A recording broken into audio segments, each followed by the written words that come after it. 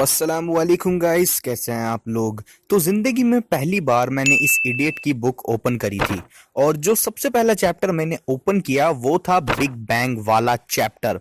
और स्टार्टिंग में ही देखो, मैंने जब पढ़ना शुरू किया तो इस बेवकूफ ने खुद ही को रिफ्यूट कर लिया अगली ही लाइन में। इसने कुरान की चैप्टर नंबर 21 वर्स नंबर 30 पर सवाल किया, जिसमें लिखा है कि जमीन और आसमान सब एक थे, यानी वन सिंगल एंटिटी थे। उसके बाद अल्लाह ने सब कुछ अलग किया। सबसे पहले स्टार्टिंग में सब कुछ एक था, वन सिंगल एंटिटी था, और उसके बाद सब अलग हो गया। और इस बेवकूफ ने खुद इस बात से अग्री किया है अपनी ही बुक में कि उस टाइम पर यानी बिग बैंग के टाइम पर सिर्फ एनर्जी थी, इवन मैटर भी नहीं था। तो इसने ये बात खुद इनडायरेक्टली एक्सेप्ट कर ली कि इस यूनिवर्स में जो कुछ भी आप देखते हैं, जो कुछ भी आपको देखने को मिलता है, वो सब एक था, यानी एनर्जी थी उस टाइम पर, और कुछ नहीं था, वन सिंगल एंटिटी था। और इसी तरीके से आज के मॉडर्न साइंटिस्ट भी बिग बैंग को एक्सप्लेन करते हैं जिस तरह कुरान ने एक्सप्लेन किया है। कुरान ने कहा सब कुछ in the past one single entity था, और आज के साइंटिस्ट भी कहते हैं कि सब कुछ एक सिंगल डॉट में कंप्रेस था, और वहां सिर्फ वन सिंगल थिंग थी जो साइंटिस्ट कहते हैं एनर्जी थी, only one. Billion light years or more, all of the stuff that we see was actually compressed into a space smaller than an atom, a volume smaller than an atom. We don't have the physics that describes how that would work. That is so much mass, so much energy in so little volume. I mean, at this point, there wasn't even mass, just basically pure energy. सुना आपने, इस idiot ने अपनी भोंगियों में खुद ही को expose कर लिया। अच्छा, अब आ जाते हैं एम्ब्रियोलॉजी वाले पार्ट पर। अच्छा, मैं आपसे कुछ कहना चाहता हूं कि हैरिस ने इस बिग बैंग वाले पार्ट में आगे भी बकबक करी है, लेकिन मैंने फर्स्ट पार्ट ही रिफ्यूट किया है। उसकी वजह यह है कि इसके 200 पेजेस हैं, और 200 पेजेस में कम से कम इसके 400 आर्ग्यूमेंट होंगे इस्लाम के अगेंस्ट। तो मैं अगर उन सबका जवाब देने लग जाऊं तो मैं 400 ही वीडियो बना सकता हूं। तो इस वजह से मैं स्किप कर रहा हूं और फर्स्ट चीज पर ही फोकस कर रहा हूं, ठीक है। तो अगर हैरिस तुमको ऐसा लगता है कि तुम्हारी पूरी बुक में कहीं पर भी कोई ऐसा आर्ग्यूमेंट है जिसका जवाब तुम सोचते हो कि मुसलमान नहीं दे सकते, तो प्लीज मुझे एक कम्युनिटी पोस्ट करके बता देना। तुम्हें वीडियो भी डालने की जरूरत नहीं, क्योंकि तुम मेरा नाम लेते हुए डरते हो, क्योंकि तुम अपोस्टेट इमाम जिसके सब्सक्राइबर्स मेरे से कम है उसको तो अपने चैनल पर डिस्कस कर सकते हो, लेकिन मुझे नहीं कर सकते। ठीक है, कोई बात नहीं है, तुम्हारी इच्छा है। सिर्फ एक कम्युनिटी पोस्ट कर देना और बता देना कि मुझे इस आर्ग्यूमेंट का जवाब चाहिए जो कि मेरी बुक में प्रेजेंट है। मैं उस पर डेफिनेटली एक वीडियो बनाऊंगा, ठीक है।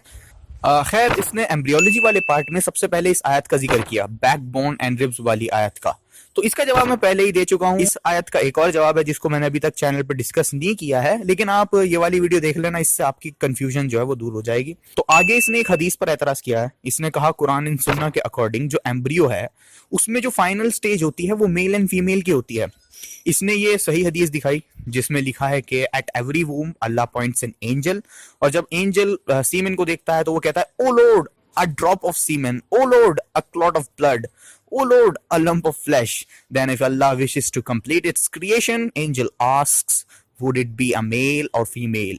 तो according to this idiot, ये हदीस जो है वो अनसाइंटिफिक है, क्योंकि बेबी का जो सेक्स है वो तो पहले से ही तय होता है, जबकि ये हदीस कह रही है कि बेबी जो है वो मेल या फीमेल बाद में बनता है। ये इसकी बुक जो है वो बहुत ही अनरिसर्च्ड बुक है। एक्चुअली इडियट सही मुस्लिम में यही हदीस जो है वो और डिटेल से भी है। वो हदीस कहती है जब अल्लाह अपनी क्रिएशन को फाइनल शेप देना चाहता है तब एंजल पूछता है कि एम्ब्रियो मेल होगा या फीमेल होगा। तो जब अल्लाह अपनी क्रिएशन को कंप्लीट करना चाहते हैं, आई उसको फाइनल शेप देना चाहते हैं, तब एंजल पूछता है कि क्या ये मेल होगा या फीमेल होगा।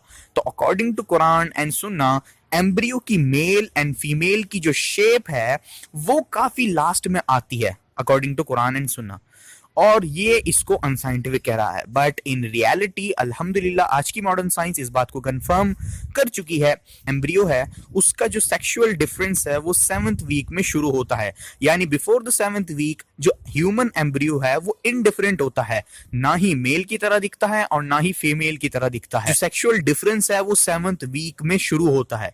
चलिए मैं आपको नेचर की एक स्टडी दिखाता हूँ, genetic mechanism of sex determination. ये स्टडी है और ये स्टडी बताती है before the 7th week, the embryonic gonad is indifferent, meaning that it is capable of developing into either testes or an ovary. यानी जो एम्ब्रियो है वो 7th वीक से पहले ना तो मेल की तरह दिखता है और ना ही फीमेल की तरह दिखता है, न्यूट्रल होता है। 7th वीक में ये डिफरेंस शुरू होता है। अल्हम्दुलिल्लाह जो बात 1400 साल पहले हदीस ने बताई वही आज के साइंटिस्ट बता रहे हैं। तो भौंको भाई भौंको, अब इन साइंटिस्ट को जाके भी तुम अनसाइंटिफिक कहोगे क्या?